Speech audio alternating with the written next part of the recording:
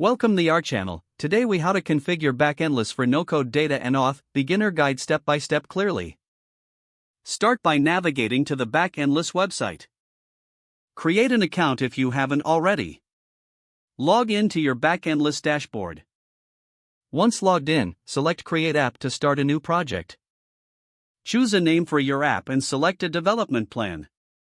Click on Create to initialize your new application.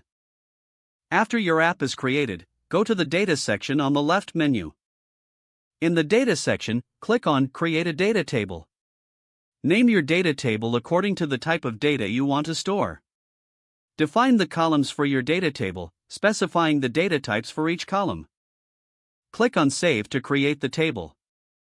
Now, navigate to the Users section in the left menu for authentication settings. Enable user registration by toggling the appropriate setting. Configure the fields you want users to fill out during registration. Go to API Services to set up the API keys for your backend. Copy the application ID and API key for authentication. In your app, implement the Backendless SDK based on the programming language you're using. Include the SDK in your project to establish a connection with Backendless. Use the provided API key to authenticate users in your application code. Test the authentication process by attempting to register a new user.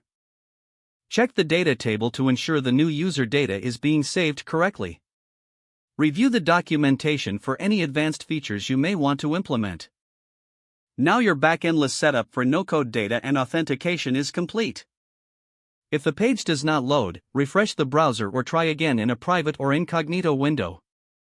Make sure you are using the correct email address, then retype it carefully to avoid small typos. If your password is not accepted, use the reset option and create a new strong password you can remember. Check your spam folder for verification or security emails, then complete any requested confirmation steps. Enable two-factor authentication if available to improve account security and reduce unauthorized access risk. After signing in, review your profile details so your contact information and settings are accurate and current. Don't forget to like this video and subscribe to our channel for more step-by-step tech guides.